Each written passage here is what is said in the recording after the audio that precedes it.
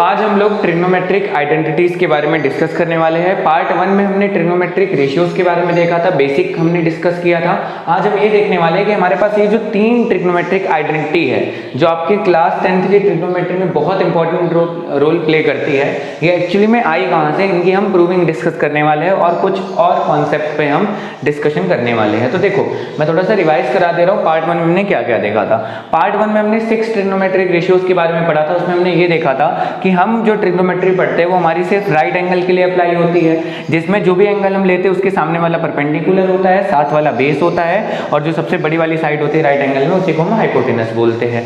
हमने formula drive किया था जिसमें मैंने आपको लास्ट में एक ट्रिक भी दी थी, P/H/B, जिसमें P/H दिखाता है साइन थीटा को, B/H दिखाता है कॉस थीटा को, P/B दिखाता है टेन थीटा को, H/P दिखाता है कोसेक थीटा को, और H/B दिखाता है सेक थीटा को, B/P दिखाता है कॉट थीटा को। यहाँ तक हमने पिछली क्लास में डिस्कस किया था। अब देखो, अब यहाँ पे हम आज 3 आइडेंटिटी देखने वाले, sine square theta plus cos square theta equal 1 plus tan square theta equal sec square theta and 1 plus cot square theta equal cosec square theta. इसको डिस्कशन करने से पहले मैं आपको कुछ बेसिक चीजें बताना चाहूंगा जो हम जनरली ट्रिग्नोमेट्री के क्वेश्चन करते हैं तो कभी कभी हम उसमें मिसअंडरस्टैंडिंग कर देते हैं या क्वेश्चन हम एग्जाम में गलत कर जाते हैं। सबसे पहली बात देखो, 2 चीज है, एक है साइन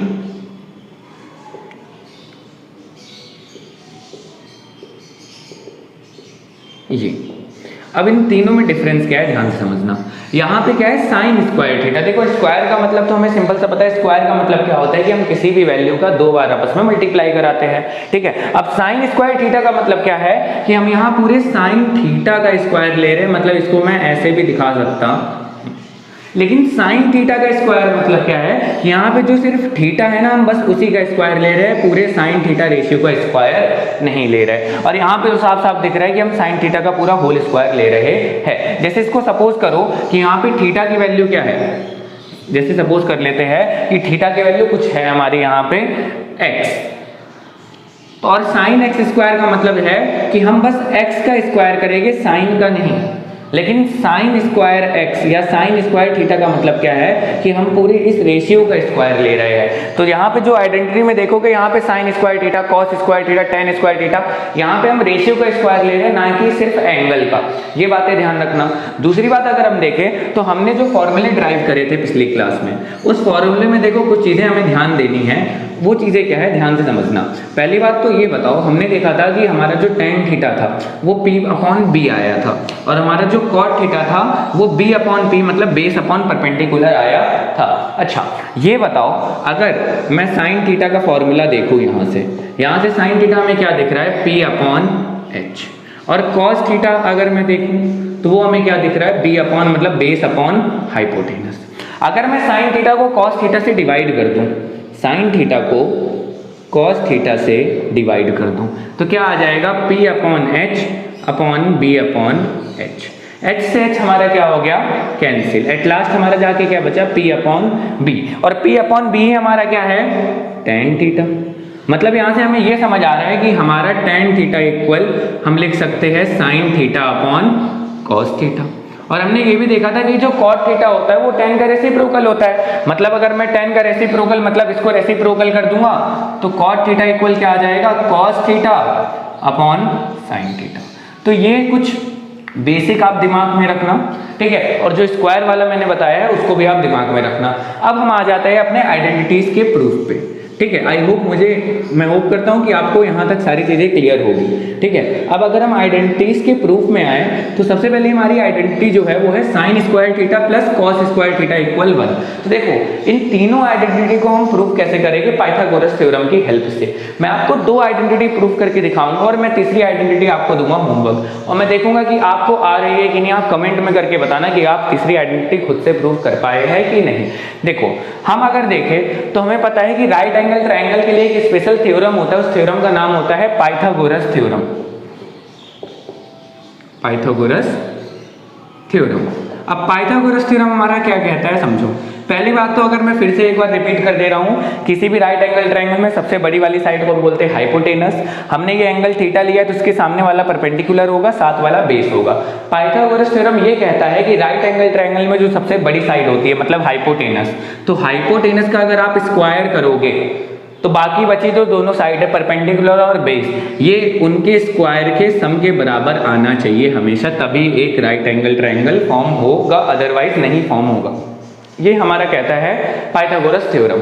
अब समझो ध्यान से, अब अगर हम यहाँ पे देखें हमारा हाइपोटेनस, ठीक है, तो हाइपोटेनस का square equal perpendicular square plus base का स्क्वायर, ये हमारा क्या है पाइथागोरस थ्योरम। इसी को हम यूज करके हम फॉर्मूला ड्राइव करने वाले हैं, ये तीनों आइडेंटिटी को हम इसी का यूज करके हम निकालने वाले हैं। देखो सबसे पहले बात ये समझो, हमें ये पता है किसी भी इक्वेशन में हम दोनों साइड सेम नंबर से डिवाइड मल्टीप्लाई कर सकते हैं, उससे कोई भी फर्क नहीं पड़ता। भाई ये दोनों इक्वल है, ठीक है, अगर मैं इनको दोनों साइड अगर सेम नंबर से डिवाइड करूंगा, जैसे ऐसे समझो कि मैंने कहीं पे लिखा है x इक्वल 4, मतलब x 4 के बराबर है। अब इधर भी मैंने 2 से डिवाइड कर दिया, इधर भी मैंने 2 से डिवाइड कर दिया, तो ये क्या आ जाएगा 2, और ये भी क्या हो जाएगा x/2। देखो ये भी आधा हो गया, ये भी आधा हो गया, मतलब ये अभी भी बराबर है। भाई इसको ऐसा समझो जैसे मैंने किसी को दो बिस्किट दे रखे हैं, अब मैं एक बिस्किट ले लूँ, मतलब आधा कर दूँ, ठीक है, तो अभी भी तो उनके पास बिस्किट जो है वो सेम नंबर है, इक्वल है। तो सेम यहाँ पे हम यही कॉन्सेप्ट यूज करेंगे कि दोनों साइड हम सेम नंबर से मल्टीप्लाई डिवाइड कर सकते हैं। तो हम सबसे पहले करने क्या वाले हैं, हम दोनों साइड हाइपोटेनस के स्क्वायर से डिवाइड करने वाले हैं। यहाँ पे देखो ये हमारा पाइथागोरस थ्योरम है, ठीक है, हम क्या करेंगे, इधर भी हाइपोटेनस के स्क्वायर से डिवाइड करेंगे और इधर भी हाइपोटेनस के स्क्वायर से डिवाइड करेंगे। ये हमारा कैंसिल हो जाएगा, इधर क्या बचेगा 1, और इसको हम डिस्ट्रीब्यूट कर देंगे, तो डिस्ट्रीब्यूट करने पे क्या आ जाएगा p² प्लस b²/h²। अब हमें पता है कि जब ऊपर नीचे पावर सेम होती है तो हम पावर को क्या ले लेते हैं, कॉमन ले लेते हैं, तो ये p/h का स्क्वायर आ जाएगा प्लस b/h का स्क्वायर आ जाए, ठीक है। अब समझो यहां से देखो p/h किसका फॉर्मूला होता है, साइन थीटा, मतलब जहां p/h लिखा है वहां पे मैं साइन थीटा का स्क्वायर लिख सकता हूं, यस और नो। और सेम इसी तरह b/h की अगर हम बात करें तो देखो वहां से आप, ये cos थीटा है, मतलब cos थीटा का स्क्वायर। अब मैंने अभी बताया था कि साइन थीटा के स्क्वायर को मैं साइन स्क्वायर थीटा भी लिख सकता हूं, और cos थीटा के स्क्वायर को मैं cos स्क्वायर थीटा भी लिख सकता हूं। इसी को अगर मैं देखो भाई ये दोनों इक्वल है, तो चाहे इसको एलएचएस में लिखो चाहे उसको, उससे कोई फर्क नहीं पड़ेगा। तो इसी को मैं ऐसे भी लिख सकता हूं। ये हमारी आ गई पहली आइडेंटिटी, लेकिन आपको यहीं तक सीमित नहीं रहना है, यहीं तक आपको लिमिटेड नहीं रहना है। पहली आइडेंटिटी के बाद आपको एक चीज और ध्यान देनी है कि जो भी आपकी पहली आइडेंटिटी आई है, देखो यहाँ पे 3 आइडेंटिटी है, और 3 आइडेंटिटी से पहली आइडेंटिटी की आपको 3 फॉर्म दिखेगी, ये फर्स्ट फॉर्म आया। अब इसी से अगर देखो यहाँ पे साइन स्क्वायर थीटा को अगर आप उधर भेज दोगे, इधर ये प्लस में उधर चला जाएगा माइनस में, ठीक है। तो देखो ध्यान से समझना, अगर आप साइन स्क्वायर थीटा इधर प्लस में उधर भेज दोगे तो माइनस में चला जाएगा। तो एक और हमारा यहाँ पे आइडेंटिटी, इसी की एक अनदर फॉर्म आ गई कि cos square theta equal 1 minus sign square theta. उसके बाद सेम अगर यहाँ पे आपने साइन स्क्वायर थीटा नहीं cos स्क्वायर थीटा इधर प्लस में उधर भेज दिया, तो ये क्या आ जाएगा, sign square theta equal 1 minus cos square theta. अब इन सब का यूज क्या है सर, देखो यूज क्या है, जैसे सपोज करो कहीं पे हमें sign square theta plus cos square theta लिखा हुआ है और क्वेश्चन में बोल रहा है कि हमें वहां पे 1 लाना है, तो हम इस आइडेंटिटी का यूज करके sign square theta plus cos square theta की जगह क्या यूज कर सकते हैं, 1 लिख सकते हैं। वहां पे कहीं पे मान लो cos स्क्वायर थीटा लिखा है, लेकिन हमें उस क्वेश्चन में साइन स्क्वायर थीटा की जरूरत है, तो इस आइडेंटिटी का यूज करके cos स्क्वायर थीटा इक्वल हम 1 माइनस साइन स्क्वायर थीटा लिख सकते हैं। और सेम यहाँ पे हम इसका भी यूज कर सकते हैं। तो पहली वाली आइडेंटिटी की हमारी 3 फॉर्म हो गई। इसमें किसी को डाउट है, आई होप सो किसी को डाउट नहीं होगा, अगर है तब भी आप कमेंट में पूछ सकते हो। उसके बाद देखो अब अभी हमने क्या किया था, पहले हमने किया हाइपोटेनस से डिवाइड, तो हमें पहली आइडेंटिटी मिल गई। अब हम क्या करते हैं, अब हम दोनों साइड डिवाइड करते हैं बेस से और बेस के स्क्वायर से। तो अगर हम दोनों साइड बेस के स्क्वायर से डिवाइड करते हैं तो हम देखते हैं हमें कौन सी आइडेंटिटी मिलेगी, ठीक है। तो अगर मान लेते हैं हमने दोनों साइड बेस के स्क्वायर से डिवाइड किया, ठीक है, मतलब hypotenuse square upon base square equal perpendicular square plus base square upon base square. अब हम क्या करेंगे भाई, यहाँ दोनों ऊपर नीचे पावर कॉमन है, ठीक है, फिर से इसको हम डिस्ट्रीब्यूट कर लेंगे p² upon b square plus b² upon b square, ये हो गया कैंसिल। यहाँ पे h अपॉन b अगर आप देखोगे, ध्यान से समझो, देखो h upon b, h upon b, h upon b sec theta है कि नहीं, और सेक थीटा का स्क्वायर। यहाँ पे p अपॉन b देखो दोनों में पावर कॉमन है, पावर कॉमन निकाल लो, और ये तो कैंसिल होके क्या आ गया 1। अब P अपॉन B देखोगे तो क्या है tan थीटा, ठीक है। तो देखो ये क्या लिखोगे sec स्क्वायर थीटा, और यहाँ पे tan थीटा का स्क्वायर आएगा तो डायरेक्ट हम tan स्क्वायर थीटा प्लस 1 लिख सकते हैं, ठीक है। क्या हमें यही आइडेंटिटी प्रूव करनी थी, बस इसी को मैं जस्ट क्या कहते हैं अगर अपोजिट करके लिख दूं तो ये आ जाएगा tan square theta plus 1 equal sec square theta. या इसी को देखो यहाँ पे लिखा है, आप कंफ्यूज हो रहे होगे, हमें पता है कि भाई एडिशन कम्यूटेटिव होता है, चाहे हम 2 में 3 ऐड करें चाहे 3 में 2, तो इसको मैं ऐसे भी लिख सकता हूँ 1 plus tan square theta equal sec square theta.